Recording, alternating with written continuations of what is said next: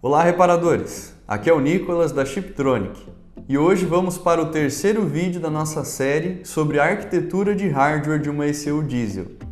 Hoje vamos falar sobre o bloco 3, comando para atuadores. Vamos ver os diferentes tipos de comandos para atuadores, os componentes eletrônicos por trás desses comandos e alguns testes práticos. Confira!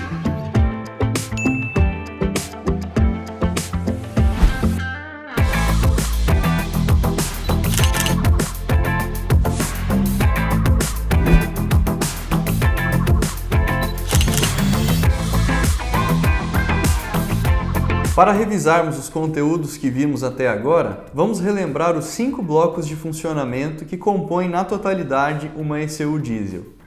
Nós já vimos o bloco de alimentação, o bloco de entrada e processamento de sinais, que trabalha com os sensores.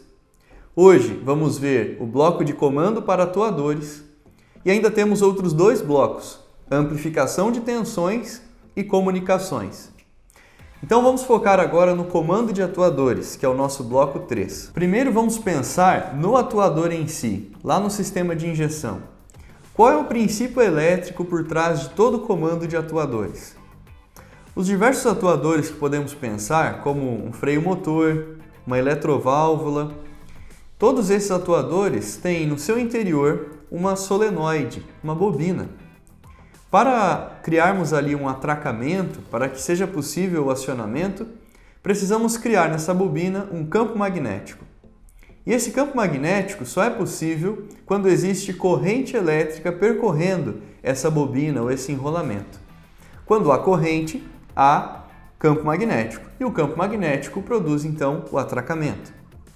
Vamos analisar agora um breve diagrama no nosso computador, onde vamos entender melhor o princípio elétrico por trás desse comando, e com base nesse princípio elétrico, nós vamos entender como é possível que um componente eletrônico específico realize então o comando dos atuadores. Este diagrama que temos então na tela é sobre o princípio elétrico por trás do comando de atuadores.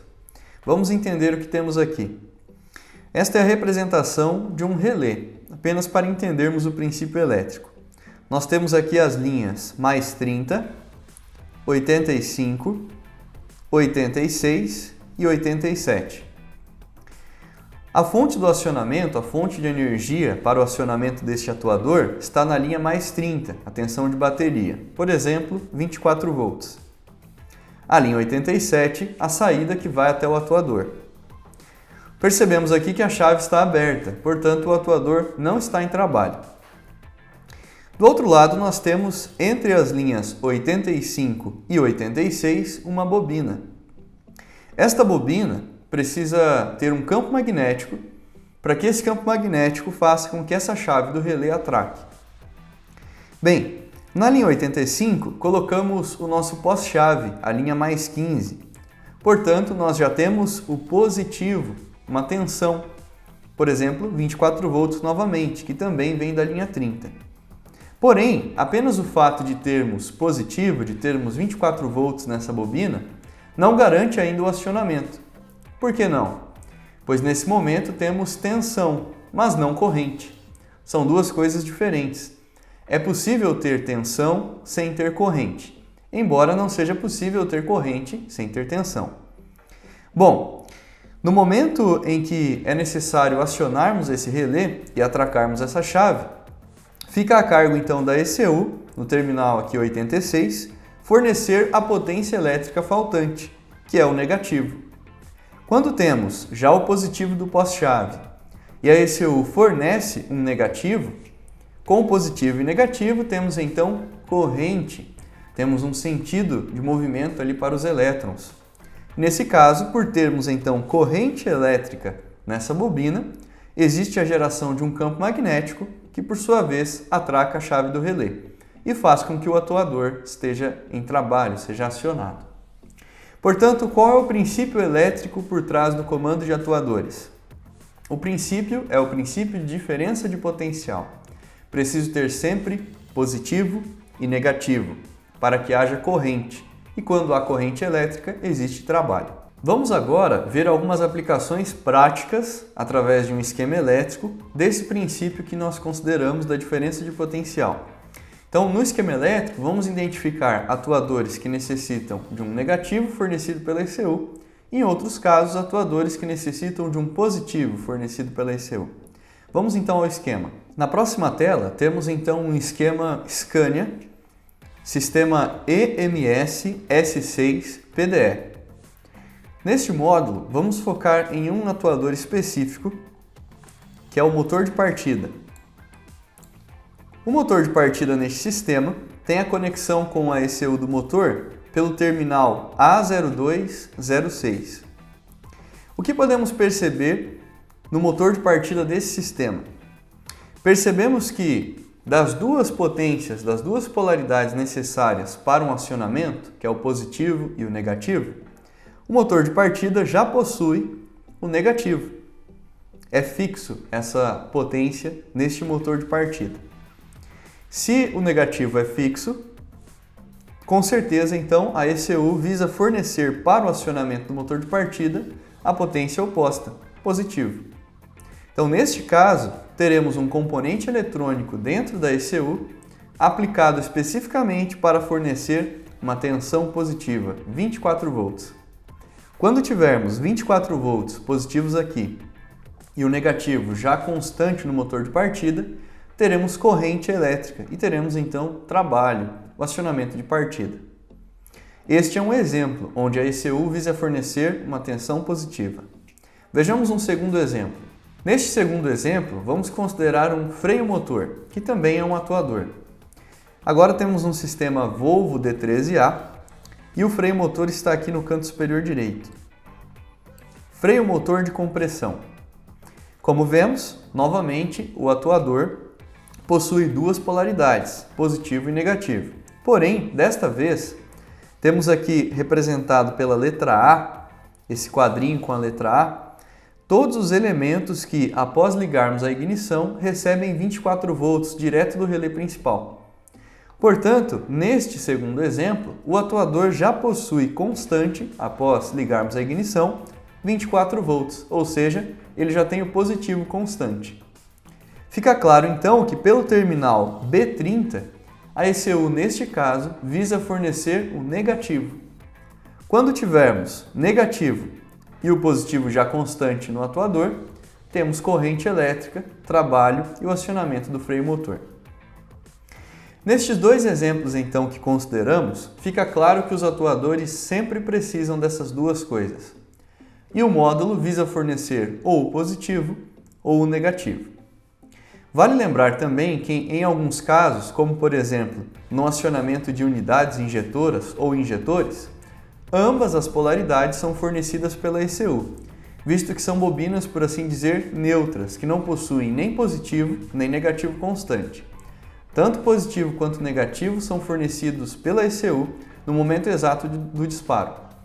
Mas com exceção de unidades e injetores, todos os outros atuadores tendem a ter uma polaridade já constante e a outra fornecida pela ECU. Bom, se o trabalho da ECU é fornecer então positivo ou negativo, qual componente eletrônico é responsável por isso? Vejamos a seguir essa informação. O componente eletrônico por trás de todo o comando de atuadores é o transistor MOSFET. MOSFET vem de uma sigla, na verdade, que vem das palavras Metal Oxide Semiconductor Field Effect Transistor. É um transistor de efeito de campo. O que precisamos saber basicamente sobre este importante componente? O MOSFET é um componente de chaveamento. Então imagine que dentro deste componente temos uma chave eletrônica. Se é um componente de chaveamento, já entendemos que tem tudo a ver com comandos, com acionamentos. Pois no princípio elétrico que analisamos há pouco, vimos que precisamos de positivo e negativo. Ter então uma chave que está separando essas duas potências garante um controle do momento em que se deseja acionar o atuador. Ou seja, nas duas pontas da chave do MOSFET teremos positivo e o negativo. Uma dessas potências vem direto do atuador em questão e a outra potência é a que a ECU visa fornecer. Ao fecharmos essa chave, temos o acionamento. Como isso vai funcionar no componente? Conforme vemos aqui, o MOSFET possui três terminais. Terminal 1, 2 e 3. sendo que este pequeno do centro é o mesmo que essa base metálica maior, portanto 3 terminais. O terminal 1 recebe o nome de gate, que significa ali um portão. Então o gate, o terminal 1, é o gatilho, é o acionamento do MOSFET. Sempre que o processador da ECU ou um componente de gerenciamento deseja controlar um atuador, ele vai enviar um sinal de comando positivo no gate. Então, sempre que o processador da ECU ou um CI de gerenciamento deseja comandar um atuador ou chega à conclusão que é necessário comandar um atuador, ele envia um sinal positivo de ativação no terminal 1 gate, que vai então acionar essa chave.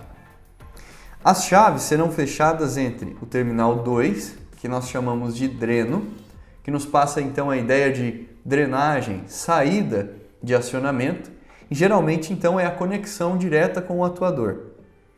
E o terminal 3, que chamamos de source, que é a fonte. Então a fonte é a polaridade constante que eu desejo fornecer para o atuador. No terminal 3, então, de fonte, teremos ou um positivo constante ou um aterramento constante, que seria o negativo. E o dreno fica à disposição do atuador, que já possui também ou positivo ou negativo constante. Vamos pensar em uma aplicação prática desse princípio. Suponhamos que eu tenha então um motor de partida que já possui 24 volts constantes.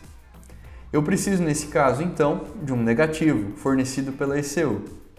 Como seria então o meu MOSFET aplicado neste caso? O terminal 2, dreno, está em constante contato com o motor de partida. Então, nesse terminal 2, eu teria, por exemplo, 24 volts constantes, vindos do motor de partida.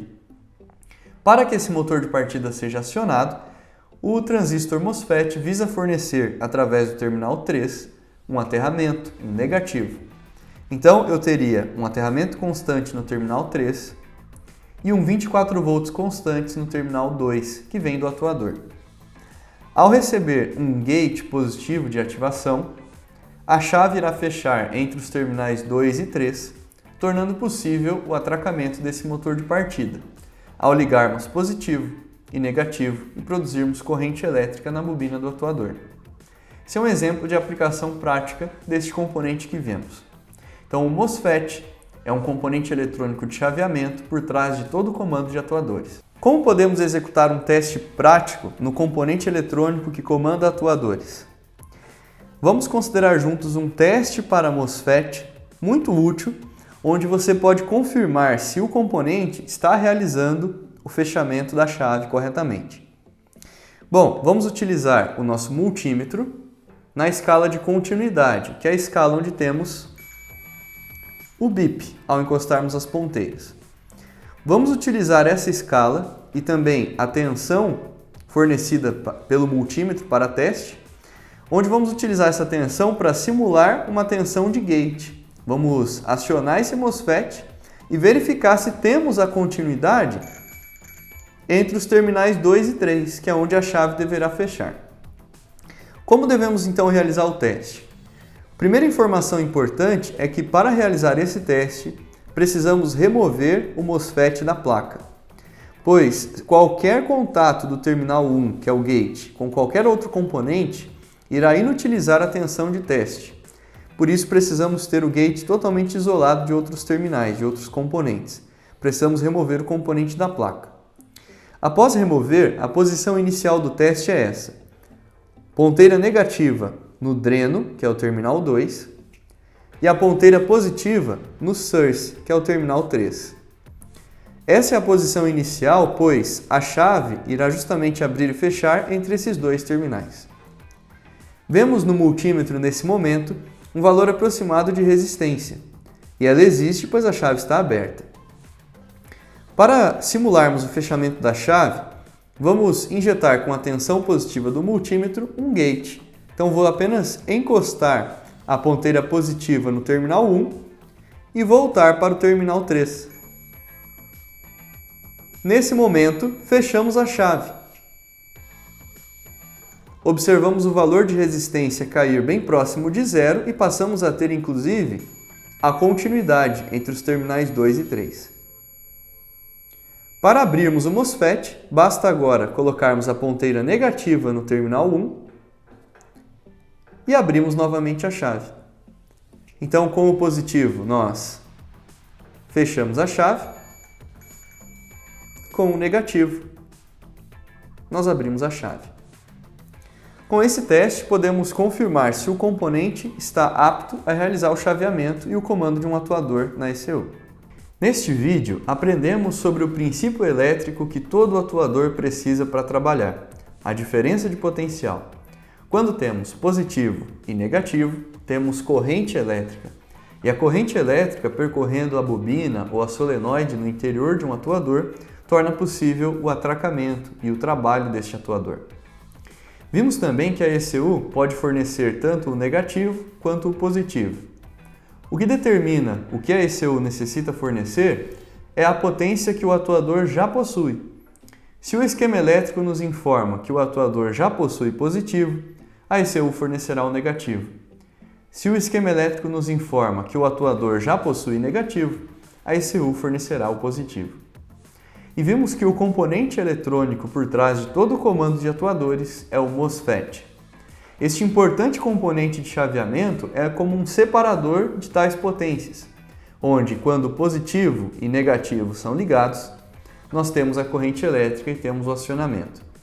E vimos também como testar na prática o fechamento desta chave, comprovando se o componente está apto a realizar o seu trabalho. Este foi o bloco 3, comando para atuadores. Mas ainda temos mais 2 blocos para aprendermos para finalizarmos a nossa série de arquitetura. Portanto, se inscreva no nosso canal para não perder nenhuma videoaula técnica e acompanhe a nossa playlist direto do Centro de Treinamentos, onde todas as semanas teremos uma aula nova. Neste vídeo vimos o bloco 3, comando para atuadores. Lembrando que ainda temos 2 blocos para estudarmos para concluirmos a série de arquitetura de uma ECU diesel. Se você está gostando desse conteúdo, se inscreva no nosso canal para não perder as próximas videoaulas. Ative as notificações e clique em gostei. Participe também nos nossos comentários. Comente o que você tem achado dessa playlist técnica e também pode deixar sugestões para novos temas de vídeos. Esperamos você na próxima semana com mais um vídeo técnico direto do Centro de Treinamentos.